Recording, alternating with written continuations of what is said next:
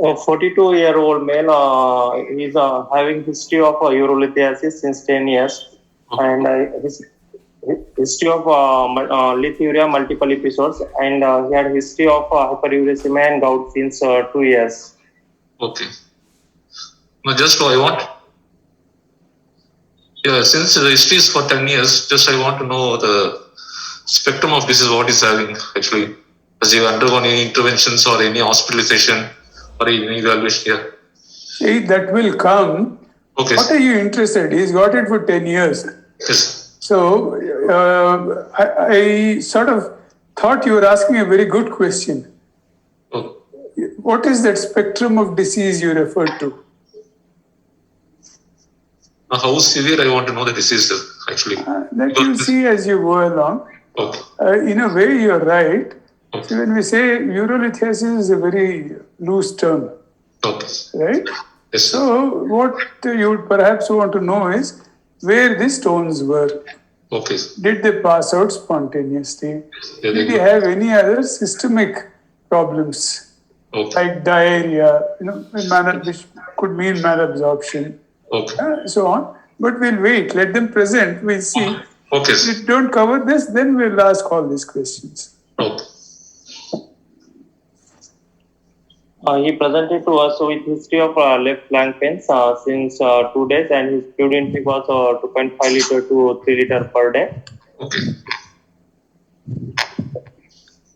I have a suggestion for whoever prepares this, and particularly in your exam. See, the examiner will ask you, does he measure when he drink? Okay.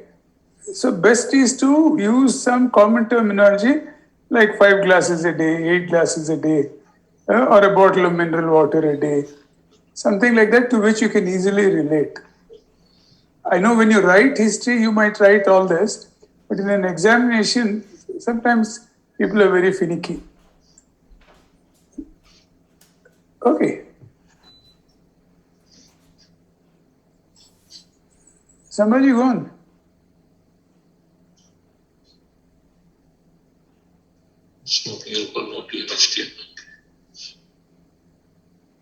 Apart from pain, is there any other complaints? No pain, only pain. Hello? Only complaint of left flank pain only. No, you have missed something here. Once you've finished the presenting complaint, there has to be a history of presenting complaint before you come to personal history. And that history should include all the questions that Kamraj had in his mind when he asked you about the profile of his symptoms or whatever word he used, whether they were passed spontaneously, whether there were interventions required, whether they were on both sides or on one side, whether they were in the same location. Okay, you can't simply jump because you have something up your sleeve later on. Where is the history of presenting complaint?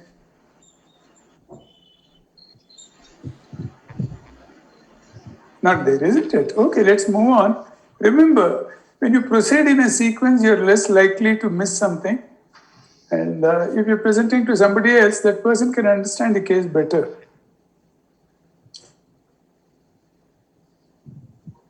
Okay, so I want to know about his drug history or is any drug history. Already is on the good step. So is on any other drugs actually? What drugs are you particularly interested in?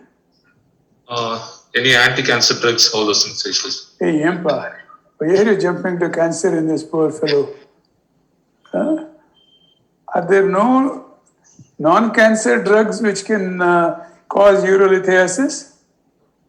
So there are, since is known now, he has been diagnosed as uric acid and started on correct. Yes. Are there no non-cancer drugs which can cause hyperuricemia? Yes, actually. Even the antihypertensives can cause hyperuricemia. Yeah, all that, isn't it? Yes, yeah, you're fair enough in asking for drug history. Again, in exam to save time, you ask them specifically the names of drugs. Has he taken this? Let them answer yes or no. Any lipid lowering drugs or antihypertensives or these drugs generally they cause? Any other antihypertensive drugs which are Which variety of antihypertensive drugs? It's a losartan. Losartan. Stones? Losartan produces stones? They increase the uric acid. Uric acid. Any other drug? Common drug use. Common drug. One of the first line drug for actually hypertension in the community. It's also used for treating hypercalcemia. Thiazide. Yes. One of the oldest. Oldest drugs. Very good drug. Very good drug. That's still used. If you look at the guide, they tell you. Of course, now everybody wants to switch to ACDs and all, but still, thiazide and the practice, is still there. So it's a good drug. It does cause hyperuricemia. Anyway. Then I want to know whether they have started allopurinol initially, because now it's Debuxstat. So, what is the difference between Debuxstat and allopurinol?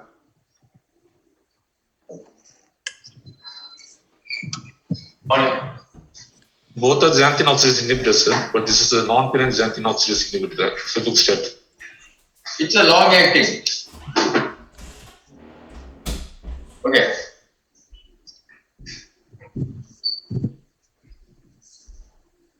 Hello?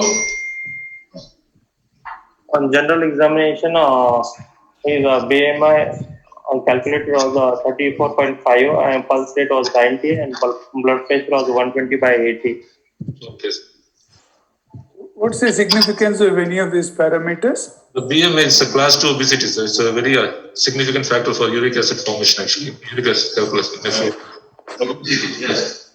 Anything else here which could tell you that he has had long-standing hyperuricemia? Any other parameter, not abnormality or otherwise? Which other parameter can guide us to a diagnosis of hyperuricemia long-standing? Central obesity, all this. In these three, you said already obese, agreed. So blood pressure is an important indicator. It's a metabolic syndrome. Part of metabolic syndrome should be blood pressure. Yeah, not just as part of metabolic syndrome, even independently, hyperuricemia is associated with hypertension. Oh. Okay, so if there is hypertension in a patient presenting with stones, though he might not have diagnosed gout, you have to keep this in mind. Okay. Yeah. In patients who have mild renal insufficiency have raised uric acid. Hypertension is consequent to the mild renal insufficiency. It doesn't have to be end-stage renal failure. Even stage 2 CRF can give you.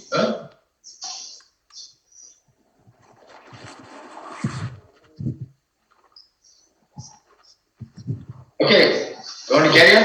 Yes. Yeah, please. Kamraj, you tell them when you're done to carry on. That's it. Blood infusion, Kamraj, you tell us what is abnormal in this. Don't look at the colors. Yeah, the total count is slightly higher, sir, 13,600. And serum rate is high, 2.09.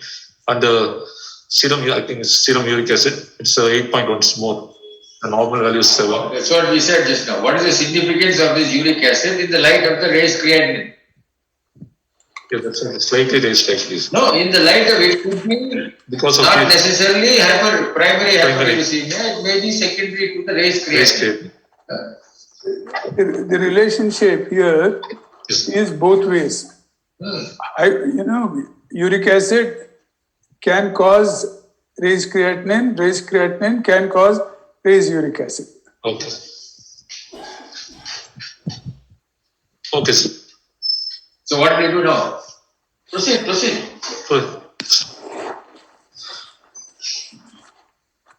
Specific. pH is 6 actually, so slightly on the acidic side actually. Good for the patient or bad?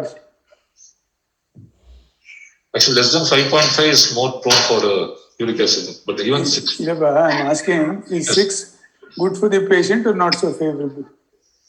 It's not favorable, sir. Okay. Yes. pH of 6 is both favorable as well as, and specific gravity of 1.02 is both favorable and unfavorable. You said favorable. You said unfavorable. Yes. I'm saying it's also favorable. Why am I saying it's also unfavorable? Regarding Sorry, favorable. if it is What is his creatinine? 2.1. 2.9, 2.1. What is the concentrating ability of the kidney? Is reflected by this, isn't it? Yes. So, in spite of the fact that he's got CKD stage 2, we don't know what the exact GFR is, but we're just guessing, that he's still able to get some concentration into that kidney and produce this. So, it's not all that bad. So, when you have a situation like this, your mind will begin to wonder as to what else could be the reason for his raised creatinine. In the light of the fact that he's got lithuria and left loin pain, is there likely to be a bilateral obstruction? Obstruction. That is what it is. So that raised this creatinine may be due to that, and the uric acid by itself raised is an important parameter. So see, this is how you have to work your investigation. Dr. Ganesh was telling you specific gravity might be both favorable and unfavorable. Okay. How is it favorable? How is it unfavorable? Because it is not very dilute actually. So 1.02. So the concentrating ability is well within the normal limits only. Okay, but is it favorable? Not favorable. When is it favorable? When is it not favorable? If you are trying dissolution therapy for uric acid stone, what should be the pH that should attain? You know that you can give dissolution therapy for pure uric acid stone, not for the one which has got a bit of calcium oxalate. But if that is to be given, then what is the ideal pH that is recommended? It should be maintained at 6 to 6.5. So it should not be too. More than 7 it should not be. You don't have to make it such that it becomes alkaline. No. That's the important. So,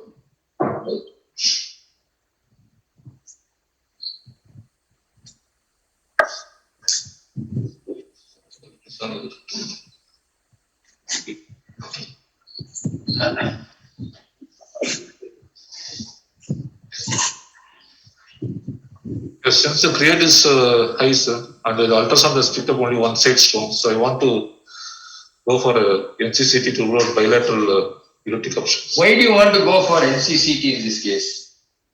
Because we suspected uric acid stones. Sir. Right. So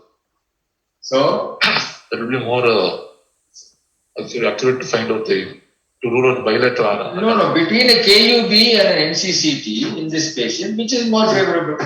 NCCTs. Why? Because it's a radiolucent stones. That is the answer you have to give. No, it's not that all the other things.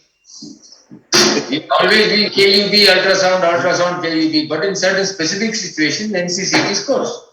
And here, when you know that this patient has got uric acid stone, you want to see CT is an investigation of choice. Is there any other indication for a CT scan on this report? Sir? Is there any other indication for a CT scan on this report? Creatinine is raised, sir, so I want to rule out the other side obstruction also. No, on this ultrasound report, when you look at it, is there any other indication, something that is not explained, which you would insist for on a CT scan? Have you understood the question? There are 4 parameters given here, 4 parameters given here, and any other reason he is asking that a CT scan. One, we said that it is uric acid stone, so therefore it is better. Based on these tests, is there any... So we want to rule out any uretic calculus also. Okay. Right.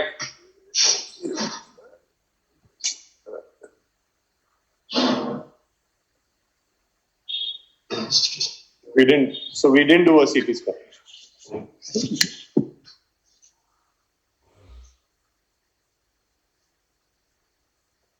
You did a stenting.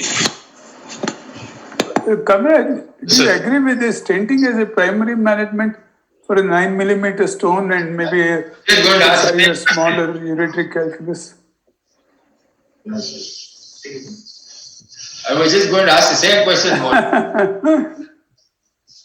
So what could have been the reason that an endourologist has opted to stent this patient? Counts are slightly high, sir. Okay.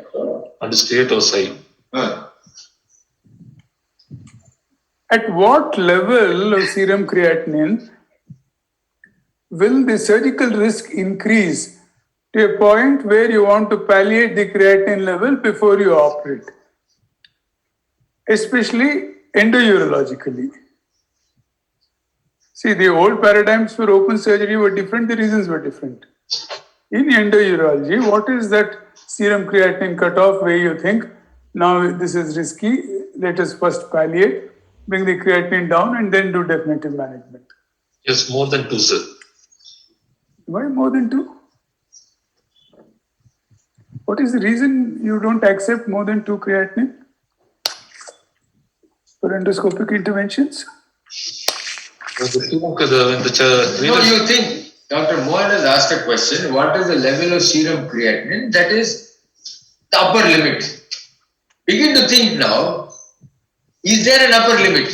What is it that determines whether, irrespective of whatever the creatinine is, you will only stent the patient? What are those factors? Depending upon the Supposing a patient has a creatinine of 1.8, but he's having temperature, he's spiking. This might be the only kidney he has got. His creatinine is 3. It's the only kidney. It's the only kidney. He's absolutely fine. He walks into the clinic and all that. Will there be some other symptom associated with an elevated creatinine that is going to make it? Other constant fever, all those. Apart from fever. Apart from fever. He comes to you saying, from yesterday night, I haven't felt like passing urine. I was okay until evening. From night, I don't even get this sensation. What does that mean? I don't get sensation. Renal shutdown. So when there is renal shutdown, then what is likely to happen? Anuria and... No. When there is anuria, what is the danger of anuria? Is anuria per se dangerous or something else happens that causes this anuria to become dangerous? Yeah, pulmonary edema also. Pulmonary edema, then anything else? What are the other consequences of anuria apart from pulmonary edema? Will there be any electrolyte changes? Then you can get hyperkalemia, that will kill, no? Huh? Acid balance approach. Yeah, these are very simple things. They're general management issues. So you have to look at this. If a creatinine is 1.8 and you plan to do a procedure and you put that guide wire and all that fiddling around and you find pus, then what do you proceed? Yes. So when Dr. Mohan, when the examiner asked a question like that, pause for a moment and think, this is a question, is it a trick question? Is it something that he wants me to know and give? Yeah, do it there.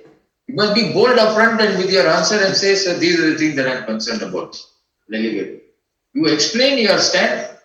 Perfect.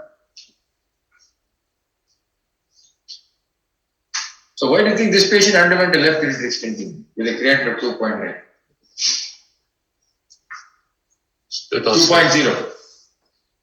One is probably high count. High count. Anything else? Then you have to see the electrolytes if at all they have done. Huh? Any electrolytes they have done at that time. Okay. Anything else? I just told you, no? He may have been planned for a procedure. Anything else? Intraoperatively would have some. What? Pus or something would have. Okay, pus. Anything else? Anything else? Maybe difficult also. What difficult? To pass the scope, something. No. You must be very something else. I don't know what you're saying. You must be very definite. Ureteric orifice is tight. I have caused a perforation. I went in, I caused a perforation. My boss came in and bought a pot and I'll leave it now, put a stent inside. I want you to vocalize this, right? You can't just say, you must be very clear as to what you're saying. Secondly, this patient may have come as an emergency in today's world. RT-PCR not done, taken to sent to emergency, put a stent. Anything is possible, you don't know. Yeah. Why is the creatine raised when there is one side obstruction?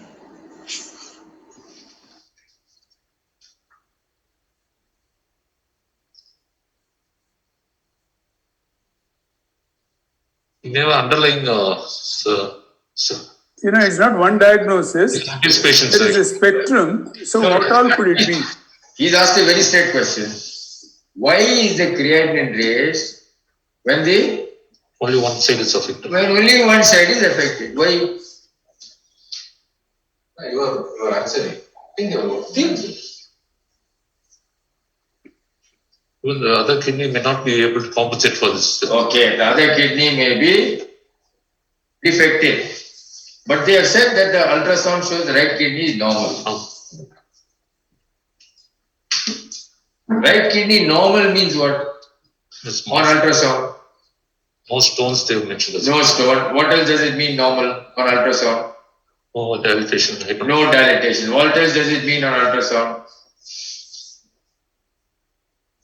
CMD, I don't know whether they have mentioned. Size. I keep telling everybody, size of kidney. Very important.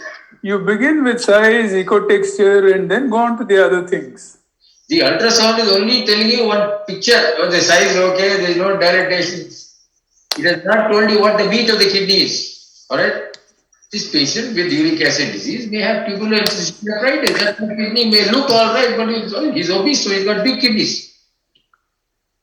Remember, big people, diabetics, all these fellows have big kidneys. Diabetics have big kidneys, they don't have shrunken kidneys. So, that's the reason why there should be an abnormality there. So, you have any other reason, that kidney is absolutely normal. Prabhu is not happy with his answer. He wants to know any other reason why this patient has got a raised creatinine. Say he went yesterday to some doctor who gave him something for pain relief. He got relief, Yeah, I'll but just the pain has come back again. Okay, right. Analgesic. Anything else? many antibiotics. Antibiotic, yes. Anything else?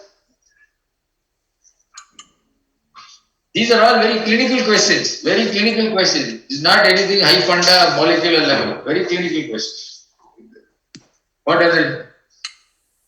Can dehydration result in race? Yeah, you see patients coming like this, no? Absolutely healthy, normal looking for a creatinine is too. Hydrate them, give this thing, all settles down nice. Pain, produces vomiting, can produce other complications. I was vomiting all day. I couldn't take anything. Dehydration, that's all. One side is blocked. Okay. So stenting was done.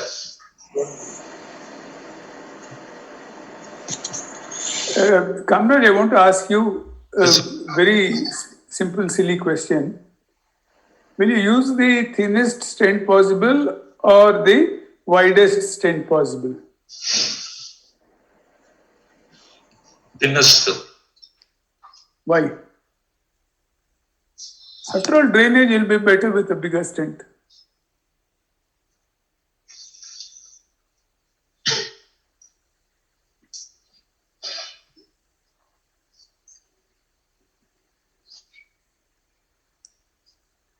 To answer this question, you must know about stent mechanics. It's very tubular, very stent. Yeah, so So it's along the stent, so you need a small stent will be draining more. Now, there is clear evidence that if you use a big stent, stent-related problems are greater. The stent itself can obstruct. So all you need is something which separates the ureteric walls and will allow urine to flow around the stent. additionally, remember this patient has a stone. A stone may be blocking and causing some angulation, whatever it is. And it may be difficult to put we put whatever goes in.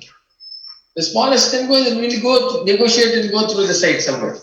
So it's always preferable in these situations to put something that's easy access get in. Because you want to drain it.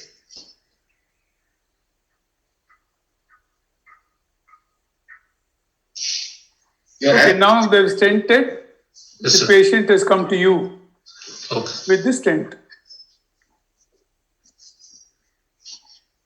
Now you have to wait for 2 weeks depending upon the status of the patient, and I want to evaluate with the NCCT KUP. No, first tell us what parameters will you look for after stenting before deciding that yes, now we can undertake definitive management and so we need some more imaging. Yes, urine That's output. the order in which it goes. His serum creatinine should come down, sir. Then his urine output, all other parameters, and So do you admit this patient or you do it as a daycare? When will you admit this patient and when will you do it as daycare?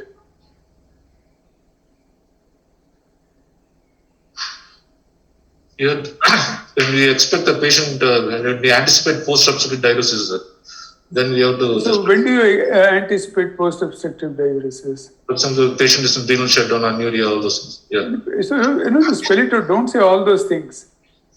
When the patient has been anuric, when the patient has had sepsis, when there is a suspicion of trauma during the stent insertion, any other reason for keeping the patient?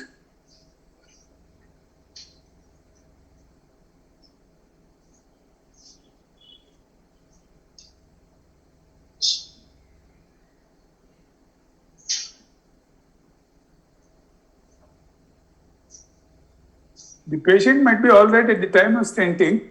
2 hours later, he might develop high fever. Oh. Right? So these are all some of the determinants of whether the patient stays or whether you do it as a daycare and send the patient after a couple of hours if he's all right. Okay. Anything else, Prabhu, you wanted to get from him? It depends on even the anesthesia. If the very obese patient, I think we did at the spinal. So usually we don't send the patient next day, and you have put a catheter. You want to observe for diuresis. Sometimes these patients can go into hypertension also, hypo. So I think that's what we did. We observed him. I think didn't have diuresis. Next day we did some tests and we discharged him. Okay.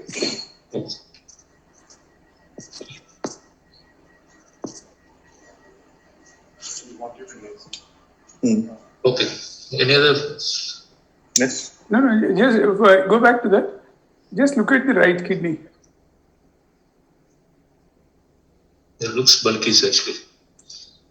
Bulky, yeah. No. Look at it. Look at it properly.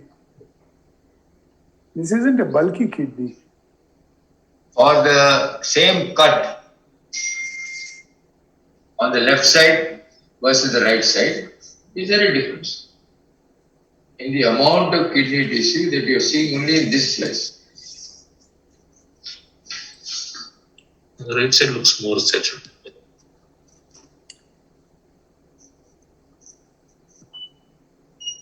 If in one cut you are seeing the entire kidney, It should be shrunken. huh? It should be shrunken.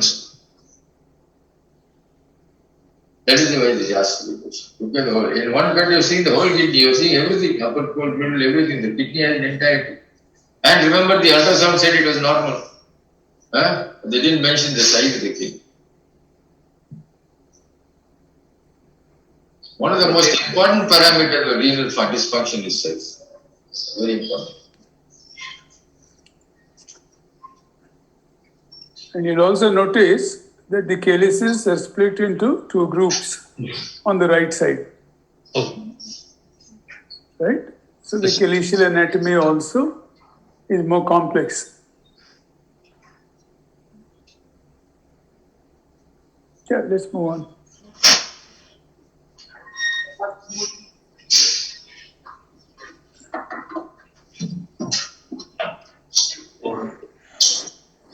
So if it was a uric acid stone, what HU you expect?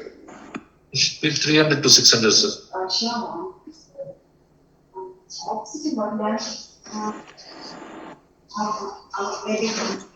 Less than 400, I would say. Anyhow, this is more than. Average said 300 to 400, which is usual. Yeah.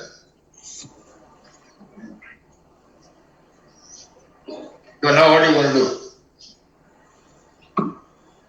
You have to again do the serum creatinine Okay, you want to do serum creatinine. Have you repeated serum creatinine?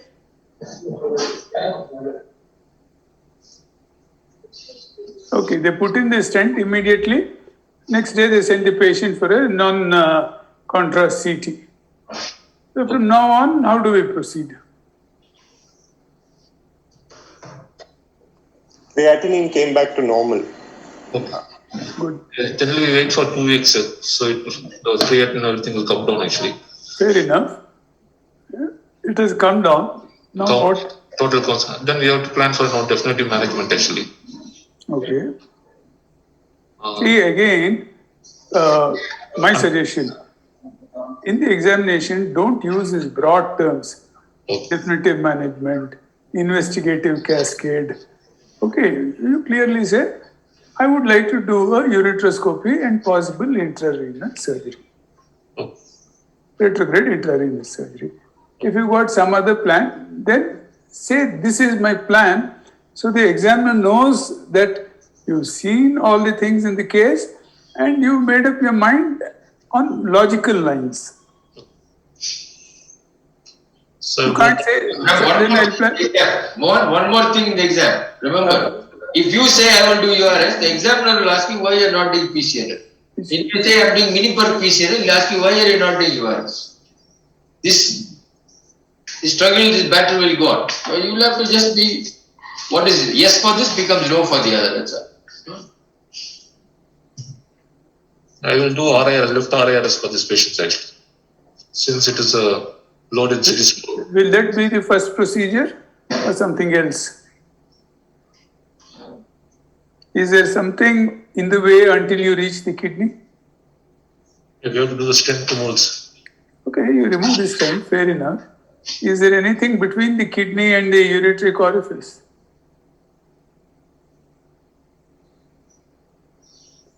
Is the ureteric calculus? Yes, sir, yeah, along with it. So you can't say I'll do RIRS. You say I'll manage the ureteric calculus. If it's a small calculus and ureteric dilatation, I can bring it down to the bladder, I'll do that. Otherwise, I'll fragment it and remove the fragments. And then I'll do whatever, RIRS, which is, it is at that point that they're going to ask you, why RIRS, how do you justify it, lower calyx, so much more difficult, why not do a mini perk, or why not give lithotripsy? Those questions will come up. So I wanted to ask that, sir, why did you not even consider lithotripsy as an option? Yeah, it's one of the options actually, but No, the reason why Manish, that is not sense. because that procedure is finished now. That's why everybody has forgotten about lithotripsy. the availability at the institute, you will. No. While I agree with Dr. Ganesh, everybody seems to forget this option and you could get into trouble in the exam, but now you defend yourself. Why would you not consider lithotripsy in this patient? It can be a one-time procedure and we can. No, I am very upset, comrade. We have a fantastic lithotripsy machine. You don't have to do all these intrarenal manipulations. Take him to the lithotripsy room, do the lithotripsy, finished. Why do you want to keep on intervening and mucking around in the kidney and here and there? This patient already has got a raised creatinine previously, sir. So No, it's come down to normal.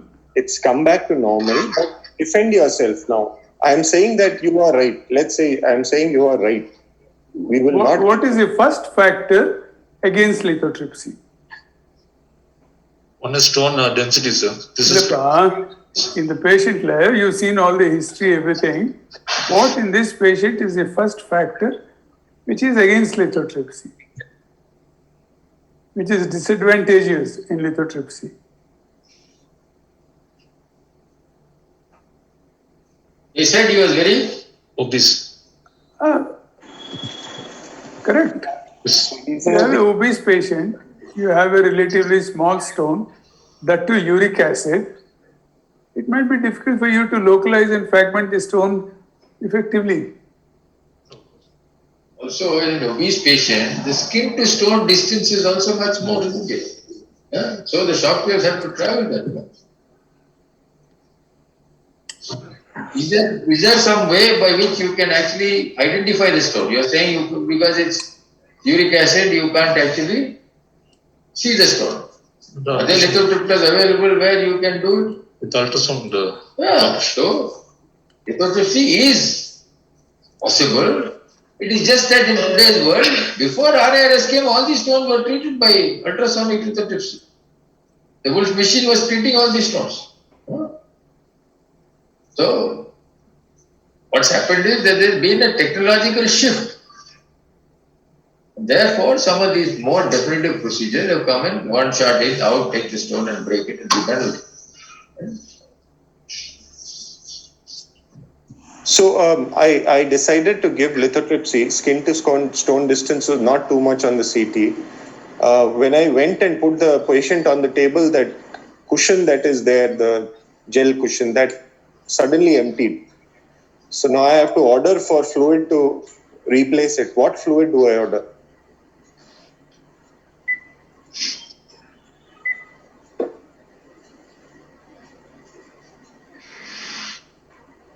What is that fluid inside? Anybody, if you don't know, anybody can answer that question. Sir, it's a degassed water, sir. Okay, so that is something you would need to know. Now, I am asked to put some jelly in order to allow the shock waves to conduct. So is there a particular way of putting the jelly, or can I just put it like a toothpaste and get away?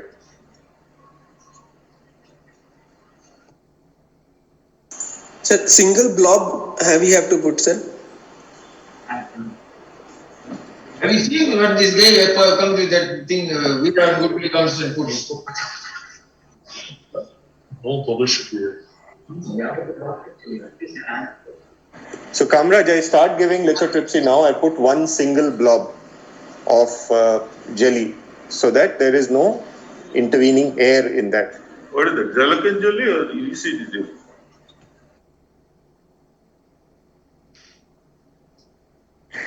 Okay, now, so I'm told start the lithotripsy. So how do I start? First, you have to visualize the stones actually. Stone has been visualized. Dr. Manish or Dr. Ganesh have done all that and focused the stone, brought it into focus and said, okay, now we start. We're going. So you have to start with low energy and subsequently increase actually. What are the parameters in lithotripsy which you can manipulate or change to obtain more favorable fragmentation? What are those?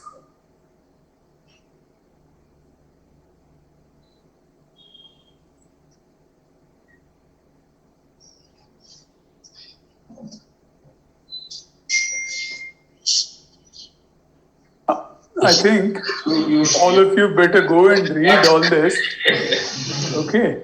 Because Got in about ESWL. yeah, and somebody like me may not know anything about RIRS.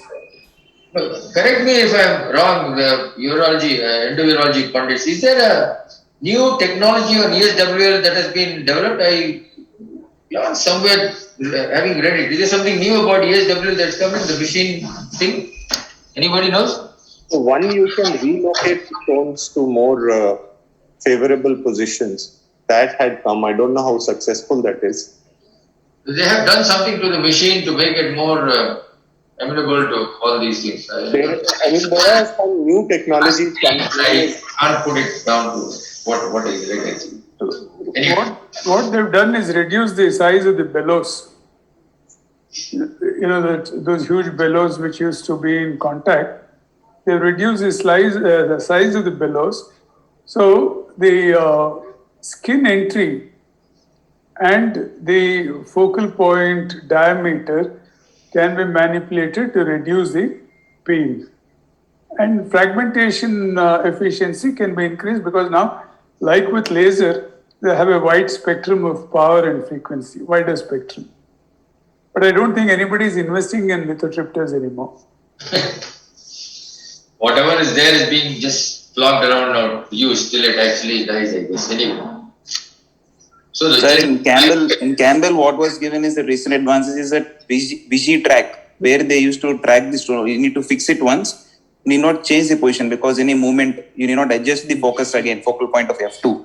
So what is the... What Manish was talking about. Yes, sir. Yes, sir. So that you can fix it, even the movement also, it will project to the same place. The VG track, which was mentioned in the Campbell, sir. Right. Basically, when shockwave started, they would slowly ramp up the KV to reach the maximum, but they'll bang it very fast. Now it's changed.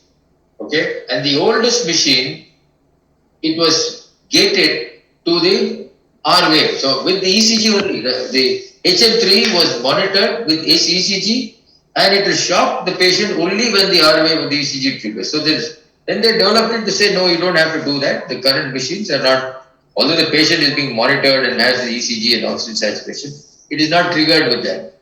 It is just triggered by slow build-up ramp. So you don't bang the patient suddenly. So start with... Only in children, they do the respiratory gating now. Yeah.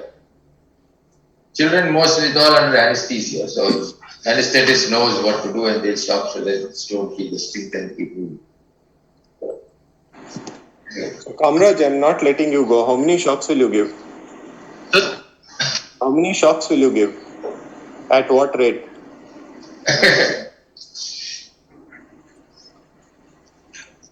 I don't think the ESWL. Okay. So unless you've been hands-on, I think it's difficult for them to answer. I hope it is. I mean, everybody will go back and... Sir, 60 shocks per minute. So it is ramping we can do now. Total shocks would be around of 2000. So we can do it as a ramping to increasing it, the shocks to get the efficacy of the lithotripsy. It is 60 shocks per minute we can adjust or initiate. Okay. So everybody please go back and read. So I'll ask you an easier question, Kamraj. You're doing RIRS, you said. Now, in the laser, what frequency and what energy will you use and why? It's a low density calculus actually. So we can use high frequency and low energy actually.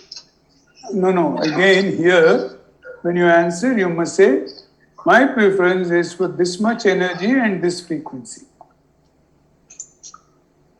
High frequency, sir, and low this, sir, all that is salesman talk. It's not urologist talk. You have to tell your technician, please set the machine. So what settings will you use? It's 6 watt and 0.6 joules actually. 0.6. 0.6 joule, 10 hertz. Is that correct? Yes. Okay. So that's, most machines can come down, I mean, at least the bigger machines can come down to much less energy and much higher frequency. Which laser will you use? Use Holmiums. Holmium. You know of a better laser for stone disease? Now the thulium has come, so but what are the advantages of thulium? Stone fragmentation is better actually. Why is that? What is an upper limit in holmium laser which can be extended much higher in a thulium laser?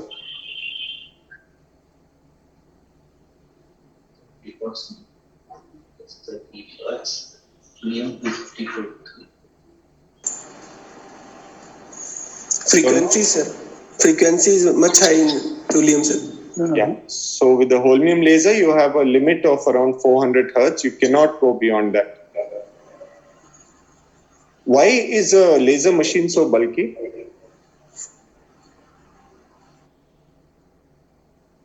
Needs a generator and both the cooling system also actually. Okay, so most of the space is occupied by the cooling mechanism. Okay, now the stone, you go in and it is... So they have some smaller machines, man. They also there. Yes. People carry it around wherever. Have you heard of such a machine? What is it? Kamraj? No, huh? Portable laser now? Tabletop. Very good. No. The thulium fiber laser does not generate heat, it does not have a coolant, and is just like a small little, maybe a lithoclast machine, slightly bigger. You go in and the stone is sitting in the lower pole. What do you do?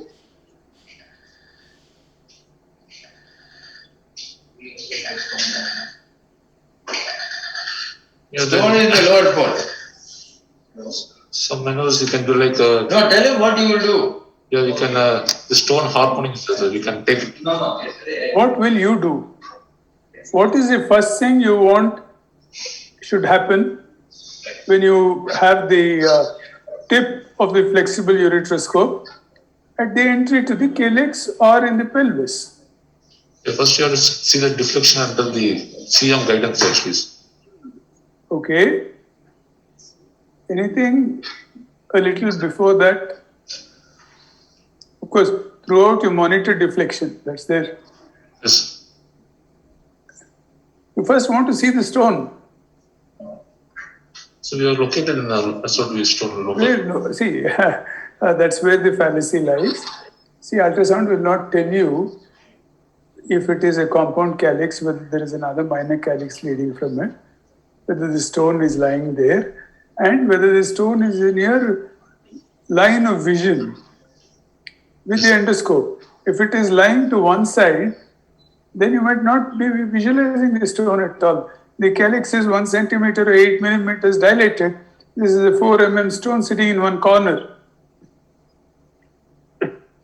Only if the stone is bang in front of you, you're sure, well, the stone is in a favorable position. Oh. So first see the stone, then see the angle of deflection, then what? And we can relocate the stone to our favorable locations, like stone harponing, all those stone harponing, or masking. கொஞ்சம் இதெல்லாம் நிறுத்தணும்ப்பா, all those things எல்லாம். So yeah, you give one simple way of doing it as you would do it.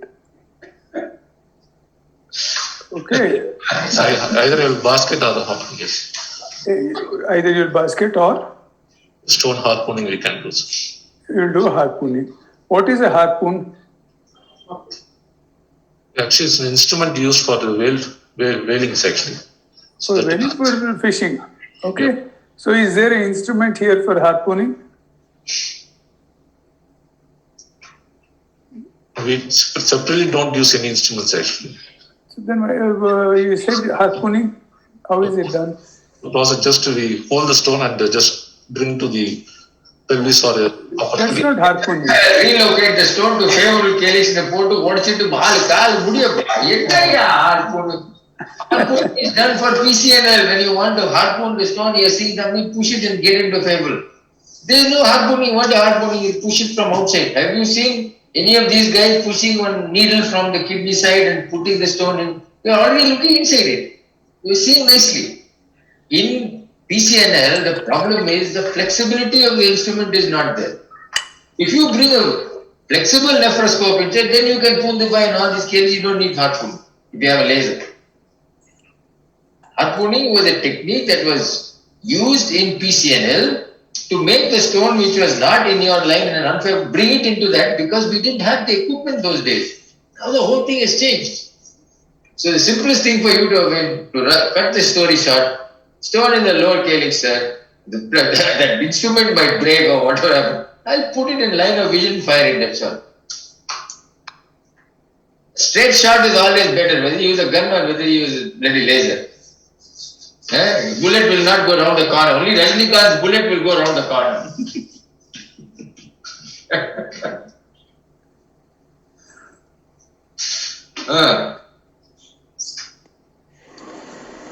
So the answer you will give is, I will relocate the stone to a favorable position, possibly in the pelvis or upper calyx where I have direct vision, and fragment the stone there.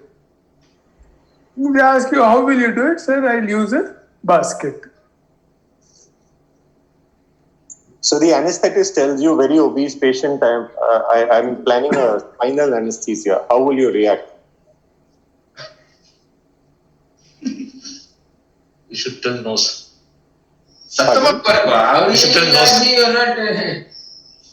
If you tell no, he'll say go. See, of the two, in obese patients, undoubtedly, spinal or regional anesthesia is safer for the patient. So the anesthetist is offering you a safe option. What are your problems? So respiratory movements, sir, during.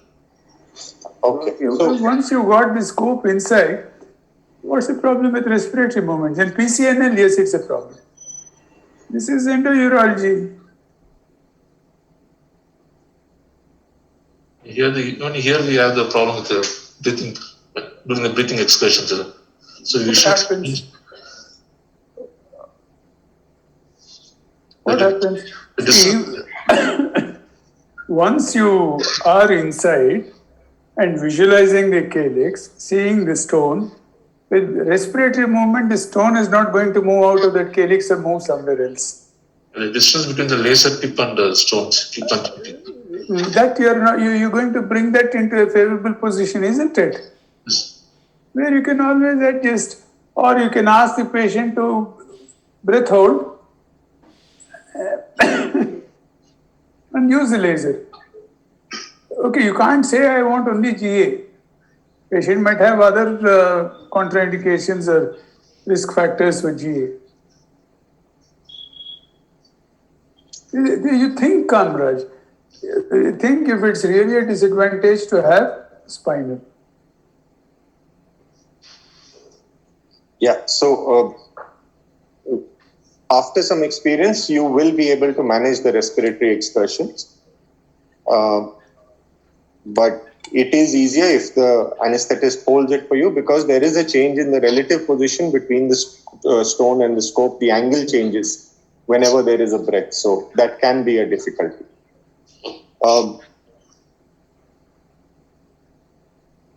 So I decide I'm going to hold a fragment in a basket, and I pull it down, and I pull it just into the PUJ, and then I get stuck. Now what do I do? I made a mistake. I pulled a very large fragment all the way into the PUJ, and it's stuck there. The basket is stuck. The scope is stuck.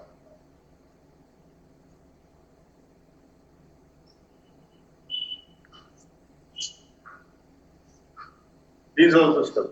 We have to anti-grade PCN only, sir. Why? Short of that, I mean, that's extreme. I mean, for that you have to give the patient GA, turn him over. You might not have explained PCNL to him.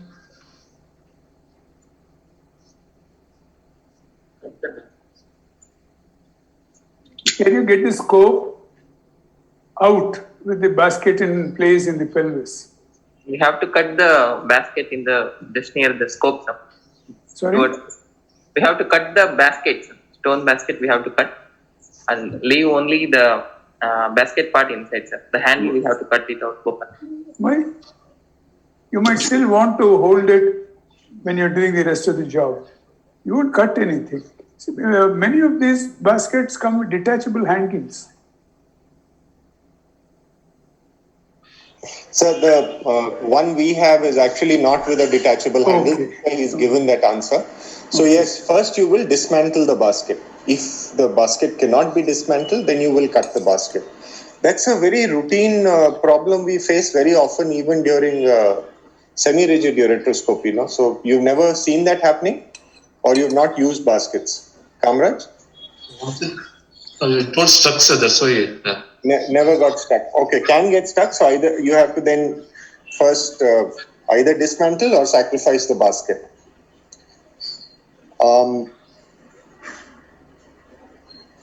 When I'm done with the job, I've finished RIRS. It's all, I powdered it. There is some powder which I can leave behind. I'm planning to stent. Now, how do I come out of the system? So you have to inspect all the calyces, sir. First, initially you would have done that, and again you have to inspect all the calyces. How do I ensure I've done that? Both with the vision and under CM guidance also you can see confirms. Okay, so I will instill contrast, I will make sure the PCS is full, and then I will make sure I'm going into all the calyces. Okay. Then how do I come out? So suppose I just pull out the scope and then I pull out the access sheet. Will you agree with that?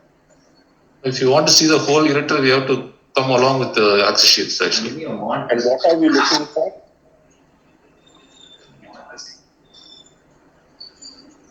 If I look at the whole ureter, what am I looking for? So I agree, I will pull the scope to the tip of the access sheet, maybe just inside the access sheet. Keep inspecting the ureter while I come out. But what am I inspecting it for? Any ureteric injuries, any ablations or Anything else?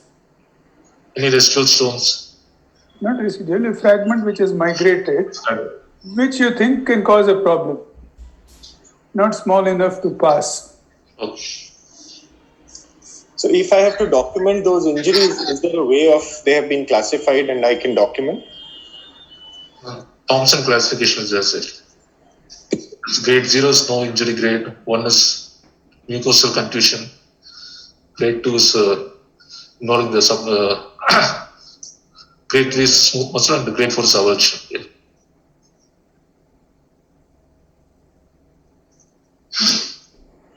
Were you able to get it? I didn't get the name, but I don't think it is Thompson.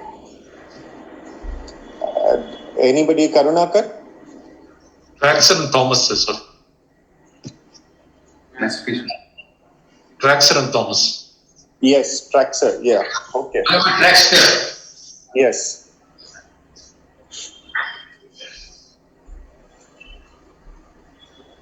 So now, Kamraj, Yes, sir. I did not inspect the ureter. I pulled out the access sheet, and over the access sheet, I can see one long tubular tissue-like stuff.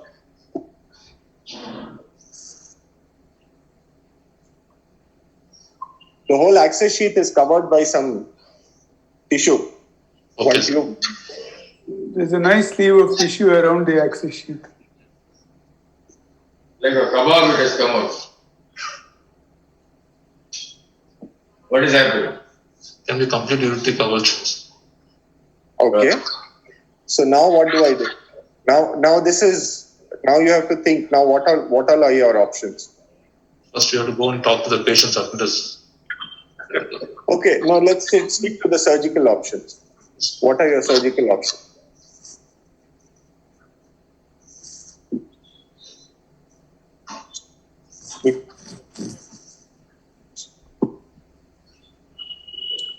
The attender has said, How sir, much you do whatever you want.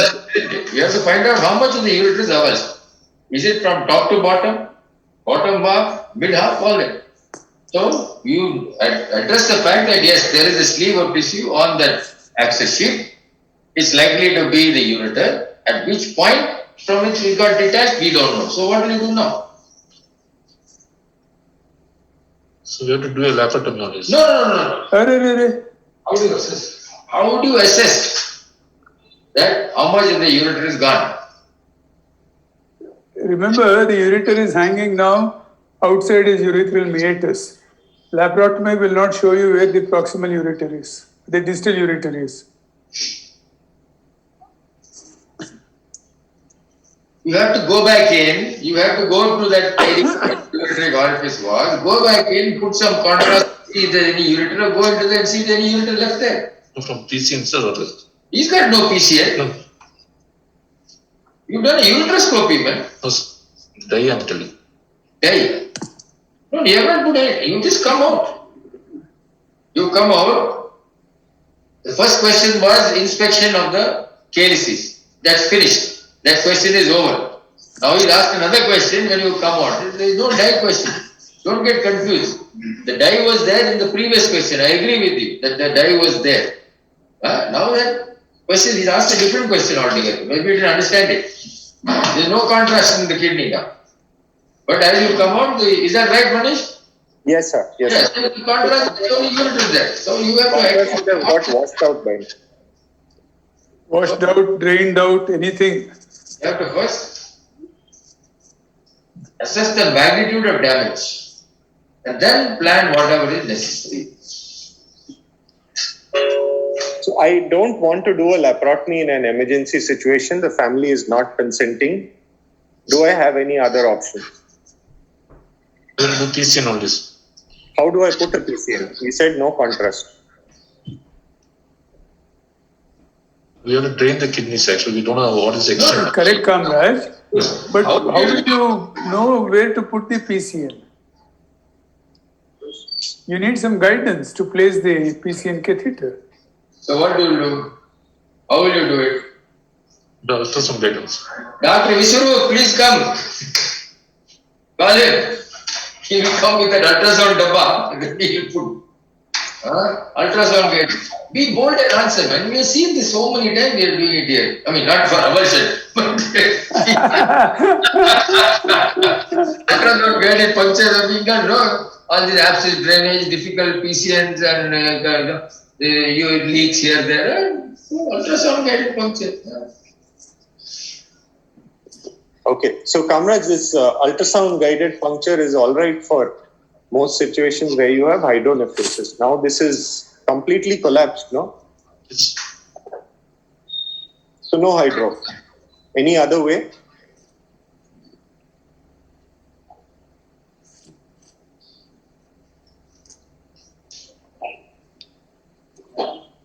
Anyway, This is again a good old technique. You agree that a serious accident has happened and that the kidney must be drained because urine will start pouring out. So you have to take the urine out. Full stop. That's a given. So in one way with ultrasound guided function. Now he's saying that that is not possible because the system is collapsed. Now how are you going to now proceed with the next slide?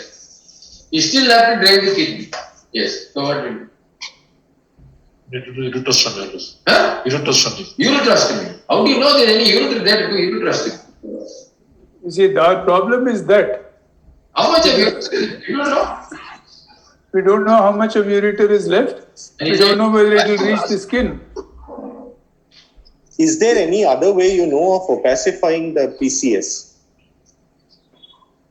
Very old and conventional technique. And Lasix and fluids. Give Lasix. It is what? Urine will come, man. More urine will go into the retroperitoneum.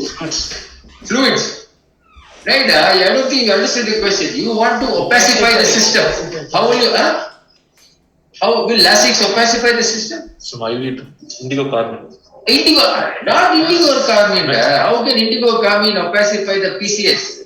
See, indigo carmine is for locating urine leaks. Okay, which means you must have a scope inside or you must have the kidney cut and open in front of you. What used to be done before as one of the ways of opacifying the pelvic ileal system, which we still do, may not be in this emergency situation, but we do all the time. Sir, we can do the blind puncture at the renal angle. No, see, He's not talking of blind. He wants to be pakka. Baba, why don't you?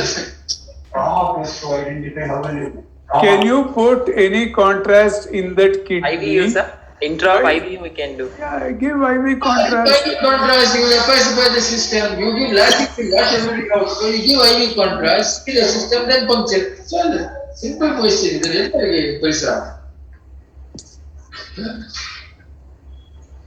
And these are times when you have to have your presence of mind and wits around you. Supposing there is no IV contrast. You are doing the ureteroscopy in some peripheral hospital. They called you. There is no IV contrast. There is no ultrasound machine. And as Manish said, they have not consented for to shift the patient. I can't tell. You are ready to shift the patient to higher center. No higher center. No e-pass, no corona, Allah. Now what are you going to do? You're stuck. You have to drain the kidney. What will you do?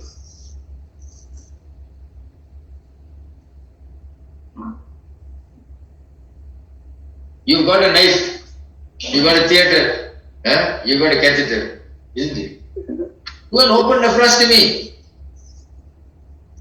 You have to save this kidney, you have to save this patient's life. That's more important. Do a nephrostomy, place a drain. Place the drain, put it open nephrostomy, leave it there. That's all, and get out. See, there are situations where this is still happening. It's still happening. I know because I get calls. Sir, this is a problem happening. Put in nephrostomy. And open and put men. What is there? You have to save the patient. You can't say I don't have this, I don't have that. Send the patient back. Very difficult. This is a serious injury. Suppose the patient has consented. So you fix it. What do you do? Patient has consented for treatment. You go out, you tell the relative, Dr. Manish said, first question was, patient has not consented for treatment.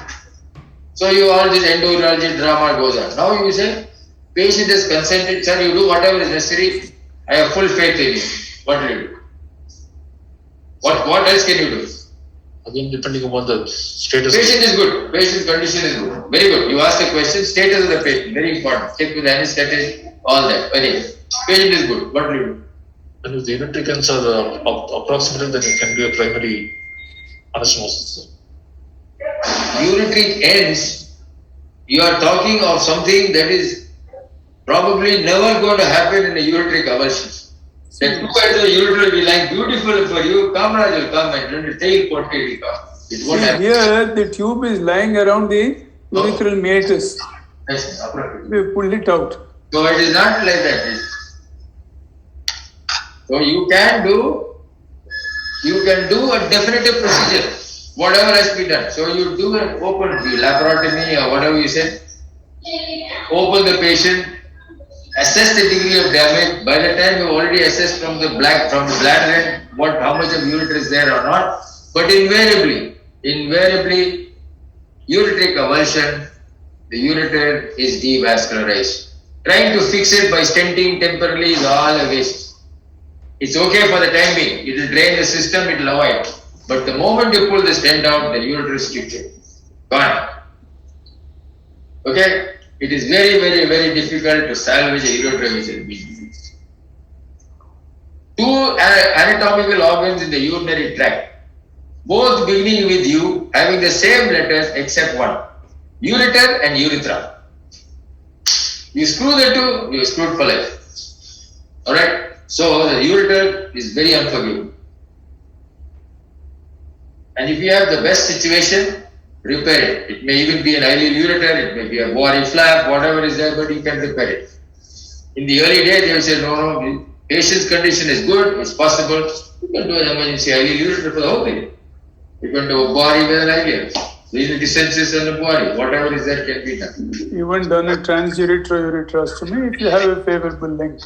Huh? And you can even do a transuretral ureterostomy if you have a favorable length and want to minimize the amount of mucking around inside. Only problem is stone disease, transuretral. Absolutely. No, he will still have to find something more stable to deal with the stone disease. But in a ureteric avulsion, these are the options that are available. Also remember, the first auto transplant was done for ureteric injury in the world. So all these are possible. And in today's world, with the availability of good anesthesia techniques and all that, you can do a primary treatment for these patients. Published literature is available for this. So you don't have to think that you're innovating something and so I'm doing it for the first time, I might go to the cleaners. No, not at all. We have done an auto transplantation. Anything. You know, the typical situation, stented, stent removed, ureter shrunk, and we had no choice. Put the ureter into the bladder, brought the kidney down and re-anastomosed. Worked very well. Now, why we took that decision then is really hard to explain now because so many things have changed from the 80s to now.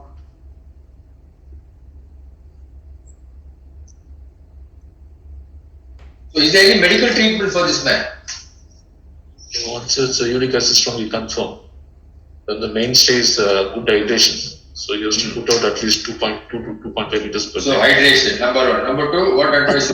And avoid this non-dairy animal proteins. And then what else? This consumption of all these alkali foods like vegetables and fruits. Yeah. And then we can previously sodium bicarbonate is used for alkalinizing, but now we don't. It's not routinely used. We use potassium citrate to Then what else will you advise? You've given him all this, then what else will you advise? His pH should be around 6 to 6.5. Ah, okay. He's a smart fellow, he will monitor his pH. That also is agreed. What else will you advise you? Is the problem with his urine or is the problem elsewhere? It's a known case of gouts actually, sir. We have to give already some febuxostat actually. Apart from that, anything else you will do?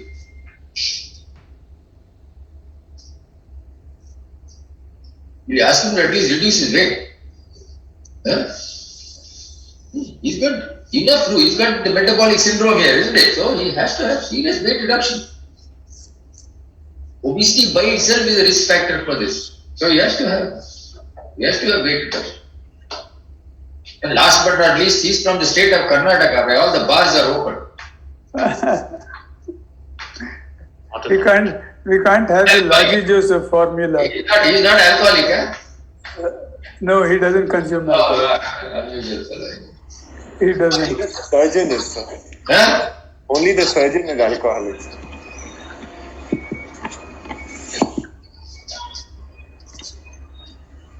Now, a lot of these people will come up with doubts because friends tell them drink lots of beer and pass urine, you will be all right.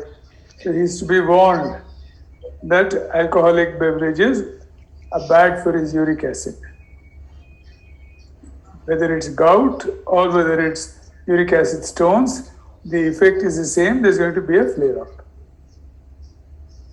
And a lot of people think, eating good food stuff, like all these nuts and raisins and things, will be very nice.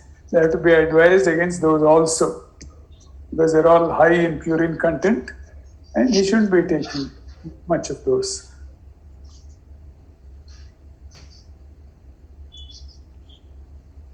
Anyway. Thank you, sir. Thank you.